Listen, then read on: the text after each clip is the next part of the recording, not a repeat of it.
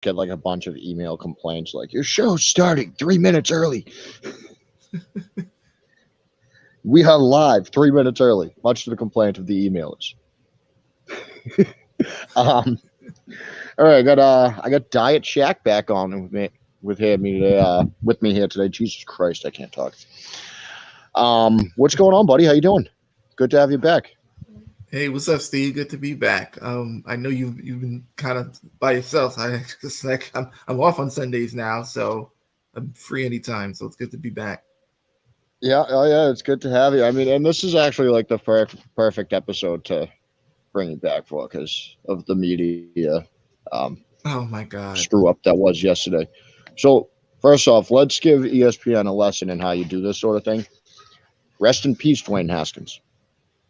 A guy was killed 24 years old, not even 25, right? He was 24, So hit by so a car. so He young. was jogging down the highway. For so they don't reasons are unknown at the time why he was going down the highway. Reasons don't matter. Don't matter. It's sad that someone that young, that age, was killed. It's a tragic accident. The way the media can handle it. I mean, Schefter's tweet talking about a guy who struggled to catch on.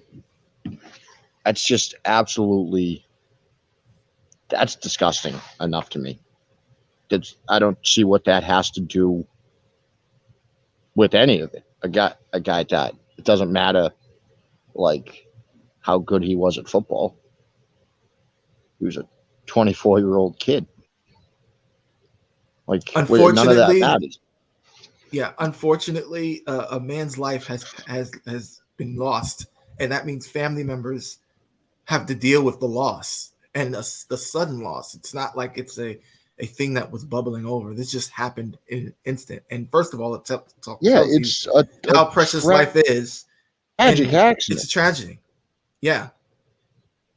And for Adam Schefter, this isn't the first time that he's done this in even this year. And I think it, unfortunately, with all the backlash that athletes have had to deal with, um, it doesn't make it better. It doesn't make it better. And Adam just got a huge raise from ESPN. I hope you heard me. Yeah, I caught the end of that from ESPN. Are you saying that we should have gotten an apology from ESPN, or We should have got something. I mean, because we should have immediate absolutely got something? because the tweet was immediately deleted, and then he tweeted something else as if nothing happened. And I was saying ESPN is giving him $9 million a year. So at the very least, he's a huge commodity for your network. So you should know your audience and apologize. But it hasn't happened yet. And the other guy Well, we're the going to other talk thing, about, at the very least, he apologized. yeah. So the other thing that not just ESPN but Schefter has to keep in mind here is that the entire reason for his existence is that players, agents, and people involved with NFL clubs give him information. Right? That's the Right. entire reason for his existence. That's the entire reason he gets paid by ESPN. Don't know why. Now, if he starts, like, I mean, this isn't just his first time that he's made himself look bad this year. You start pissing these people off, they're not going to want to give you any information. And the players didn't seem very happy No, they were not enthused with him wearing that. They were not happy. I loved seeing the NFL play. That's one of my favorite things actually. The NFL players gave ESPN a lesson in how you do this too. Is all they're talking about is how good of a guy he was. All these guys are sharing stories about how great of a guy Dwayne Haskins was to them. And this is stuff that I didn't know about Dwayne Haskins. You know what I mean? I'm happy to hear that stuff.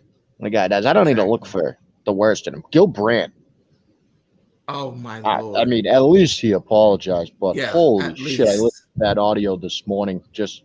I like read the transcript of it yesterday, and I'm like, this is awful. And then I actually listened to it this morning, and like it's somehow worse hearing him say it. This is a guy that was living to die. is literally the first thing that he says. Yeah, he should have stayed in school in a year. Maybe if he would have stayed in school, he wouldn't do silly things like jogging on a highway. That's what Gil said. Yeah, and he was going to have his own party at a bowling alley, and it cost you $50 to get. It's like, what does that have to do with anything, dude? The guy's dead. Like, what is this fascination that the media has? And when someone dies, we have to look at the worst possible thing they've done in their life. Like, especially when it comes to athletes. I mean, they treat them as like meat. They're human beings. They breathe. They have families. They're not just things under a helmet that you and treat them with a little bit of respect. When you're the sports media, who's the only reason that you have your entire fucking job, your entire fucking life, your entire existence is based off covering these people. Treat them with a little bit of fucking respect. Maybe they'll show it back to you. Like, isn't that how all fucking businesses work in general? Like, I mean, come on. It's just absolutely disgusting. And I'm seeing them come out. Well, Gil Brandt's 90 years old. Okay. So you shouldn't be on a platform at 90 years old, especially on a national radio show. Two things here. It's never been okay in 90. It hasn't been okay at any point in the last 90 years to say this. I saw Dave Brown tweet that. He's got a good point. It hasn't been okay in 90 years. I know that. Two, if he's too old and fucking crazy to be on fucking platforms, going to be saying shit like that, then why are you giving him a platform? And then you got, like, I saw Marcus Spears coming out this morning, like, defending Schefter, and I'm like, oh man, ESPN defending the wall, like it. And none of them have even Lewis, what's that guy's name? Even Louis Riddick. Louis Riddick, usually very level-headed. He was saying he was pretty much defending Adam Schefter too. So it's like you got to toe the company line any chance you get, I guess.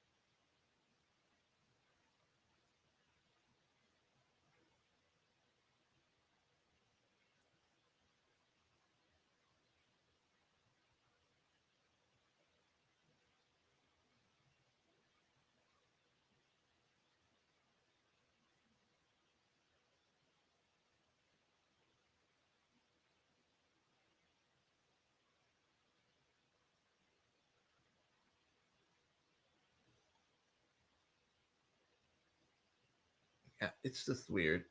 I think it's kind of funny how all these media people always have something. They feel like they're bigger than anyone else. They don't have any type of and then it goes back to all the cancel culture and all this stuff. No, it's you're being held accountable for your mistakes that you make, especially when you're being paid this isn't cancel culture to me right here. Like there is a thing with cancel culture, but like this isn't it right here. This is like, the dude shouldn't have. This is accountability.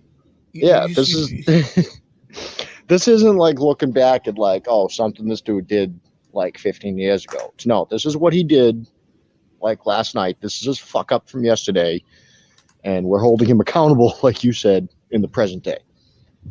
It's not cancel culture. I don't think, and that's where it goes back to those athletes who were doing that. They wouldn't have had the chance to do that even 10 years ago. And so That's the benefit of social media now, is that you have athletes who can say their own piece, because usually it would be just on the media side of things. But now, like yesterday, you had Des Bryant, you had RG3, all these athletes coming out. Lamar Jackson, Jacoby Myers. Yeah, Jacoby Myers. Yeah, all these athletes coming out and saying, no, this is wrong. What are you doing? Yeah, it was just a blunder. By Schefter and Brandt. At least Brandt apologized, but like Schefter, dude, all you got to do is just own up to it. It's really like it's not going to take you long to write a little tweet. I shouldn't have worded things like that. Shouldn't have said that. I apologize to anyone I may have offended. And to Haskins family. Yeah, and to the Haskins family. Hey, sign tweet, send tweet. Easy. And then it's not ripping on him as bad, because then it's like, okay, he fucked up, but he owned it, and he apologized publicly. Like, no, you can't word shit like that. It don't matter how he fucking did in the NFL. The dude's dead before he's 25. It's a fucking tragedy. You want to talk about some lighter material? It's not like it's depressing. Please. Yeah. All right. So this is going to be fun with the show reviews today, because Shaq is episodes behind on both shows that I'm reviewing. So I'm going to carefully review these shows without spoiling anything. So Moon Knight episode 2, I'm still digging it. And I'll tell you why.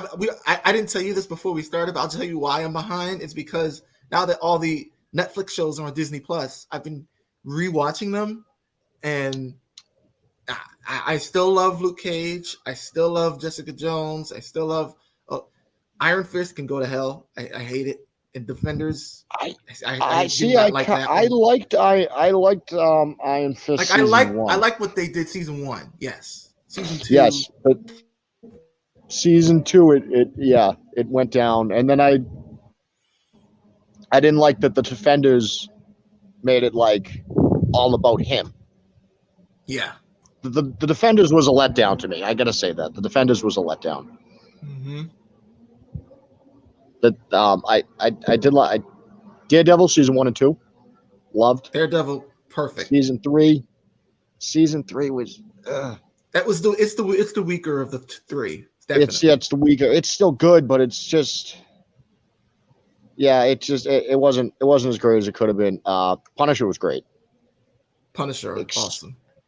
Punisher was great, except me and Mark talked about on this last week, is like Billy Ruzotti being Billy Russo, like a CIA agent instead of Billy Ruzotti, the mobster. Like, it's not really Jigsaw to me. But so Moon Knight, I'm still really digging it. I was hoping that would see more action in this episode, but we did get some good action at the end when we finally see Mark Spector take control in the Moon Knight suit at the very end, and it's pretty fucking badass. Ethan Hawke is doing awesome. Yes, he's good. This villain Arthur, he's kind of creepy. And again, Oscar Isaac is just nailing it, dude. Absolutely knocking it out of the park. Playing the two-sided role. I mean, do you have any thoughts from what you saw in episode 1? Do you like where it's going? I do. I like. Well, first of all, like, I'm not a cosplay person at all, but I just want one of those hoodies. Like, I just want to wear it. Just nobody would know it was from Moon Knight. Maybe it's just a gray hoodie. I just want one of them. Anyway, I saw a meme that was pretty funny about Steven and Mark's dynamic, and it's from The Office, and it's when Steven is like this and Mark is standing up like this, and I thought it was so funny because it like you could tell that the way that they want to go with those characters, it's like Steven is so scared and Mark is like just depressed all the time, and I just like it. Yeah, and you start hearing more from Mark in episode 2. You start seeing you hear a little bit more about why he's so pissed off. I think I would be too if I was in his situation. It's a whole complicated scenario. I mean, you gotta take orders from a god for your entire life because But is Steven gonna come back or is he gone for good? No, Steven's in it. Okay, yeah. I think they're going to be rotating back and forth like they have been in this episode they kind of did. But yeah, I don't think we're done seeing the Steven Grant side of it. I'm digging it so far. I'm looking forward to the rest of it. I wish there was more than just 6 episodes because we haven't gotten a lot of action in it yet, and that's kind of I want to see Moon Knight fuck some shit up. Yeah, I don't want 13, but I would like maybe 8 or 10. But yeah, I don't like a 6 episode, especially a series, because they're not even saying that this is going to get multiple seasons. Right now, this is just the 6 episodes, and like, give me 8 to 10, like you said. But I don't know. That's how I like it. So, Halo episode 3. Don't forget, folks, you can go to creationsnack.com, use code BCMG.com. Use code BCMG for 20% off before you watch all these shows. Get your popcorn. Halo episode 3. So, before I talk about why I'm angry about the last 2 weeks, why don't you tell everyone what you thought about episode 1, Shaq, since you're on that. I thought it was good, but we were talking about this before the show. They're doing a lot of table setting, and they're trying to make it as if like if you're the audience and you don't know what Halo is, they're trying to set the table up for you. So yeah, I think that's what they were trying to do in episode 1. But you've told me that that's pretty much what they're doing in these episodes as well, the following ones. So I'm kind of not surprised, even though I know you expected better. I'm not surprised because when the show was promoted, especially when it was promoted on, because this is on Paramount Plus, and it was promoted on, CBS and pretty much any other CBS property. That's all they're pretty much doing. They're trying to sell this to a new audience, and I don't expect them to go all deep into it because it's not. I think they wanted this show, and like you said, the show's already renewed for another season. So I think they're going to take it slow this season, and just it's going to annoy people, but I think that's their plan, at least from my view. Yeah, and I get that, and I understand. Like we talked about before the show, is like I knew going into this there would be entire episodes where like really nothing happens, and they have to do the exposition, and they have to build the world, and they have to dramatize this badass human alien war going on in space with, these cyborg super soldiers and all that. I understand they have to, bring out more of the story. I understand that. But do like that 20 minutes of action that we get to open the show is all we've got.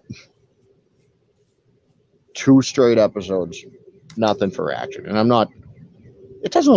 don't need action every 2 seconds, man. I can watch the exposition, but I am watching a Halo show so I can see Master Chief in his full Spartan uniform, which, you remember how he takes off his helmet at the end of episode 1? And it was a little bit okay, that's a little early for the face reveal, but, fine.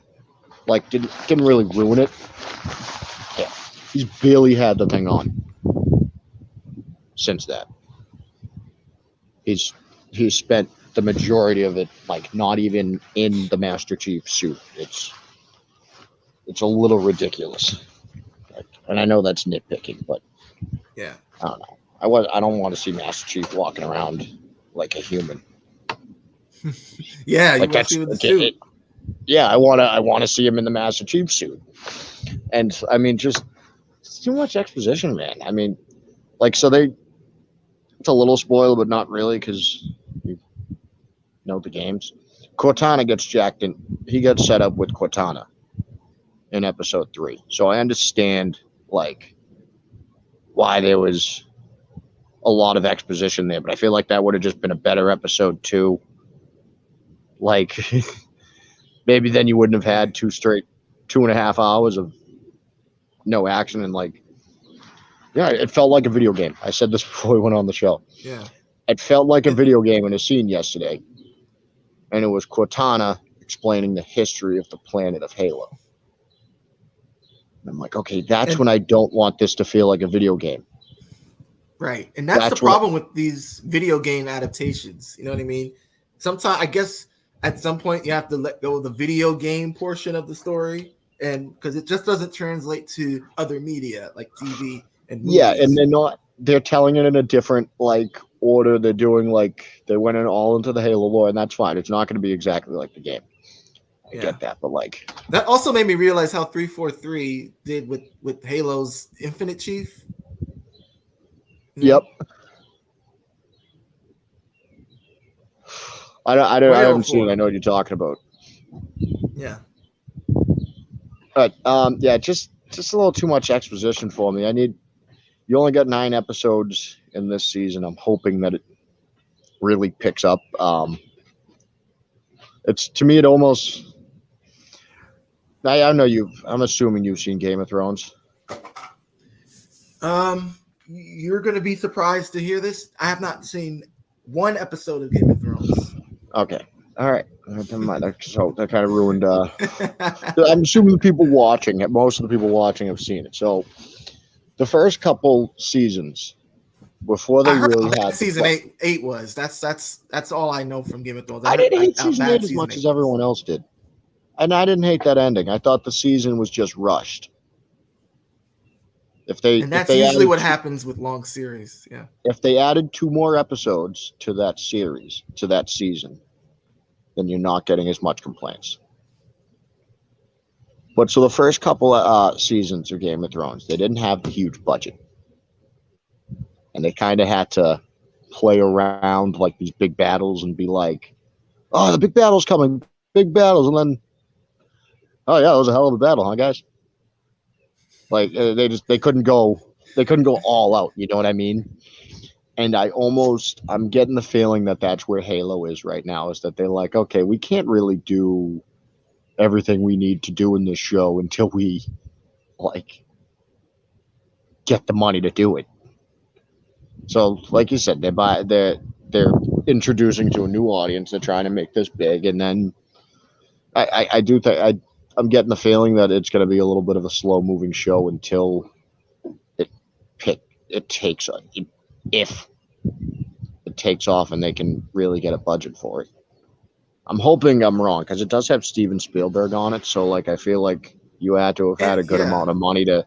And you have to have had money to toss around if you had Spielberg, right?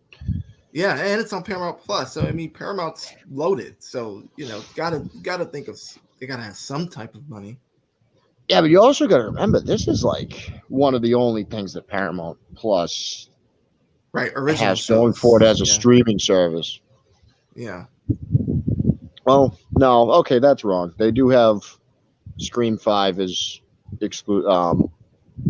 their own, and they do have Mirror Kingstown, which is phenomenal. So I mean, and they have Nickelodeon 90s stuff. So that's where that's true. I have been watching a lot of SpongeBob. And I laugh at that probably more than someone my age should still laugh at SpongeBob, but it's whatever. It's a funny fucking show. But all right, so up until season 4, I'll say that. Up until season 4. Because I've watched it. Season after Steven Hillenburg leaves, it turns into crap. But anyway, kind of like The Office when Michael leaves. Yeah, pretty much. So, the other Marvel news that, wow, the accent just came out there, didn't Jesus? The other Marvel news we got is, so Thor's trending, Thor: Love and Thunder. You want to pull your screen back up there, Shaq? Sure. So basically, the new toys that are being marketed for the movie came out. Shaq's gonna pull up his screen here because he's better with technology than I am. Is it up? Nope, I don't see it. Oh. Sure. Yeah, it's not there. Oh, okay. Wait a minute. I got it now. All right. There's the other Shaq. Okay, got it now? Yep, it's loading up on the screen there. All right. So, I didn't know Star-Lord was showing up in this. That's one thing that's actually a little bit of a surprise me. I might have just been behind on news, I guess, but let me see if I can open the image in another tab. Yeah.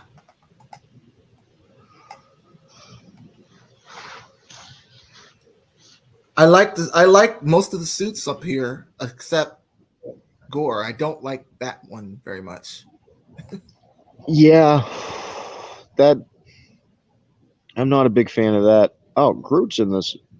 Yeah, that Gore suit does not really work for me. So Thor's got two suits here, yeah, or just two Thor toys because it's Mighty One, weapons. And then there's the I think the gold one is.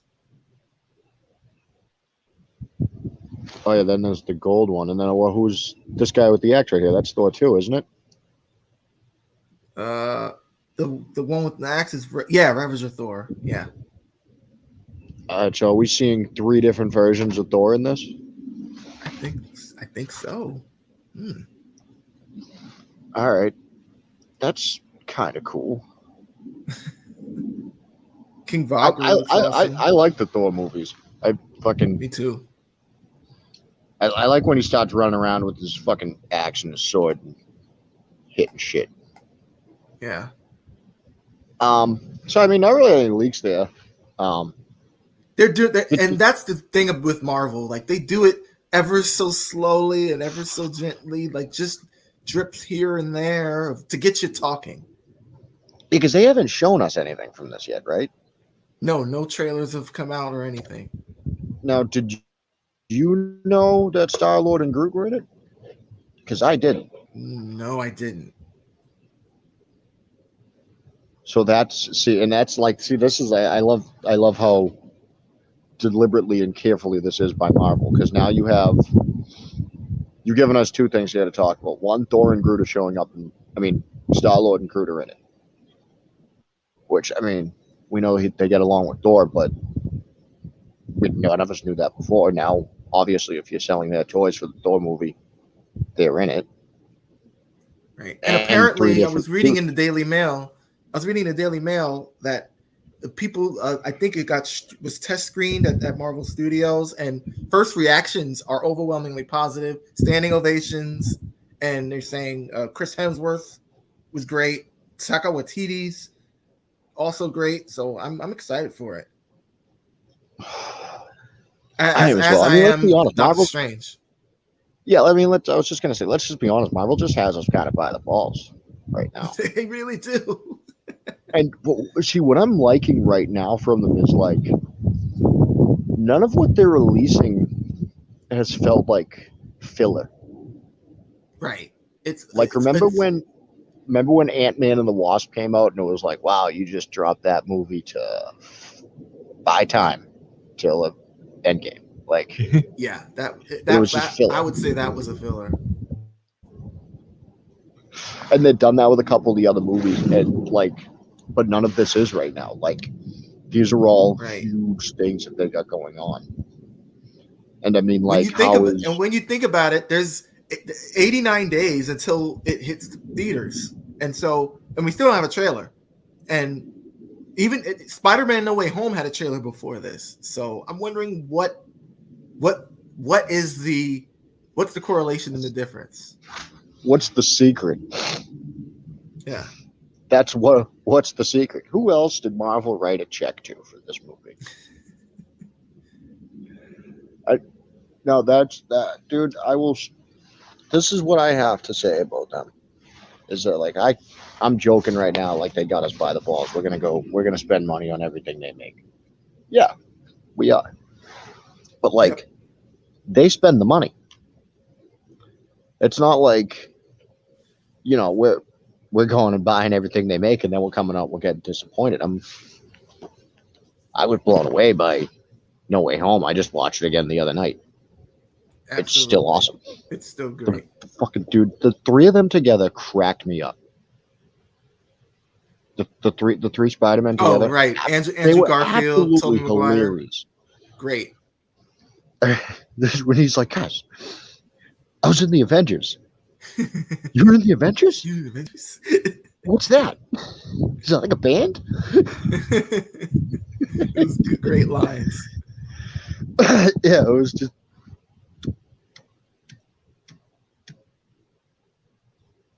Well, I mean, then Multiverse of Madness, and even the shows like build stuff up, introduce stuff. You know what I mean? Like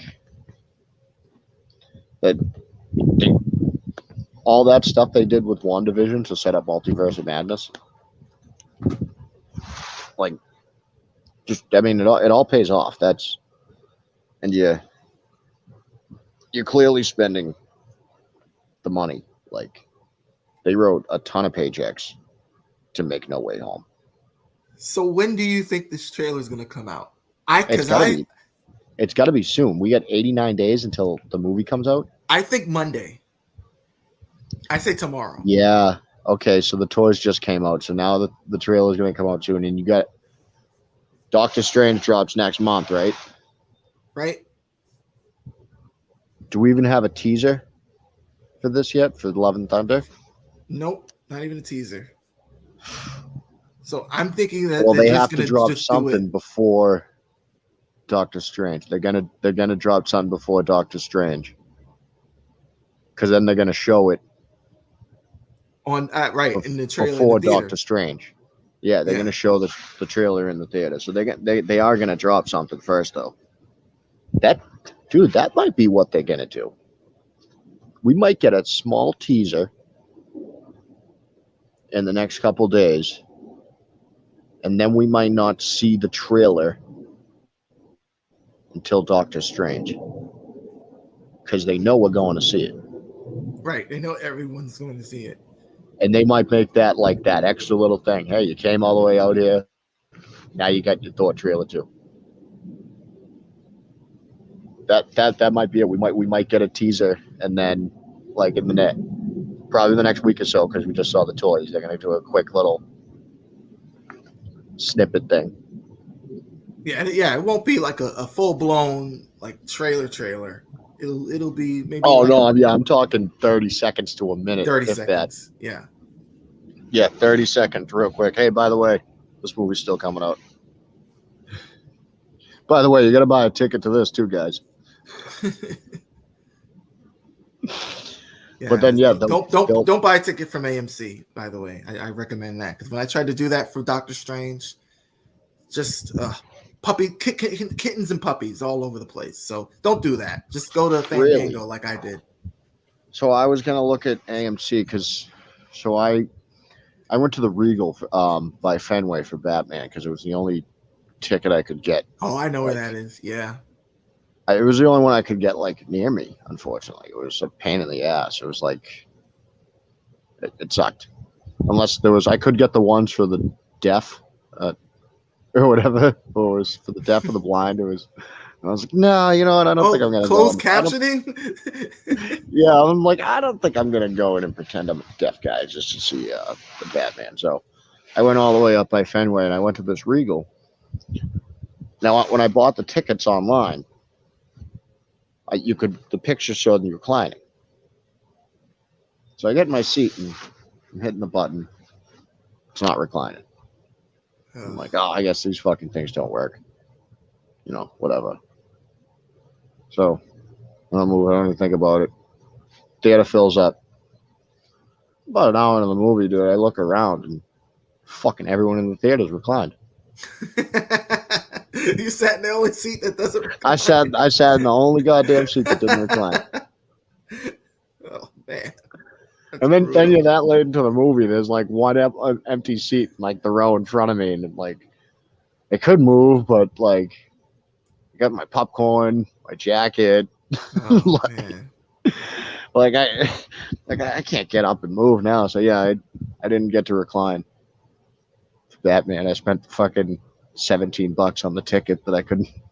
Ended up being the only one in the theater that couldn't recline. It was horrible. Ugh, that sucks. That's like the kind of thing that happens to me. That's like my life is like a sitcom in like that way. It's just like, you know, like how that's something that would happen to like a TV character that would happen to like Jerry Seinfeld. Be like, you shitting me? Yeah. You know what I mean? Like that's the kind of thing that happens in my life. That's brutal. The only seat in the theater that didn't recline. And that you pre-reserved the seats there too. So it's not like I just picked one like when I got there. This was pre-reserved. I had to sit there. It wasn't like you could move out your seat and find another one? Where was the theater full? It was like a couple rows in front of me. I saw a seat open. But like, you know, there was other people sitting around the row. The rest of the theater was packed. I'm like, so what? I'm going to pick up my popcorn, my drink, my jacket, gather all my stuff. And move. I tell you what, if you're not at the movie by the time like the second to last trailer starts and you're not in that seat, I'm moving to another seat or something. If I don't like my seat, that is. I wouldn't do that to somebody. But if you're coming into the movie and it's like, or when they do the thank you for watching. Your feature presentation is starting. Yeah. Like if you're not back by that point, then I'm taking your seat. Sorry. Yeah, I probably should have moved. But the other thing is that it was a 7:00 movie. It was like a 6:30, 7:00 movie. It was 3 hours long. You know, I get up early. It was late for me. I'm like, if I recline. Fucking, I got 2 hours left in this movie. I might actually just fall asleep and not even catch the ending. But yeah. Anyways, that's all. I think that's all we got today, folks. Shaq, thank you for coming on. Why don't you tell everyone where they can find you? My Twitter is @AtomicDog5150, and that's dog DAWG. And Entitled Weekend. Is the podcast. It's a sister of Entitled Town. Oh, yeah. You can listen to both at Twitter. We're probably going to do a draft show coming up, and we're definitely going to do a Doctor Strange show, which is going to be totally flipping the format. But we have to because all of us have tickets, so we have to at least have some. I actually don't have my ticket yet. Talk about it. Oh, you don't? I like to. No, I like to. Oh, you like to wait. Scramble and do things. No, I don't like to wait, but I always do and scramble and make everything hard on myself. I don't like to. I just always do. That's funny. But yeah. So that's where it is.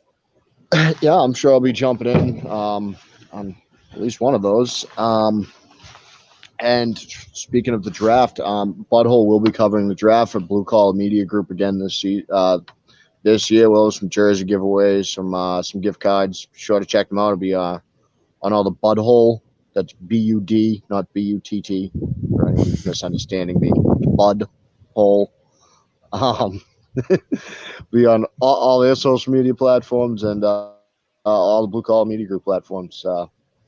Check us out. They'll be going all night round one of the draft, and then we'll have the Source podcast covering night 2 of the draft. So it'll be a good time. That's all we got, folks. Of course, I'm the General, Steve Reisner. I will see you next week, same time, same place.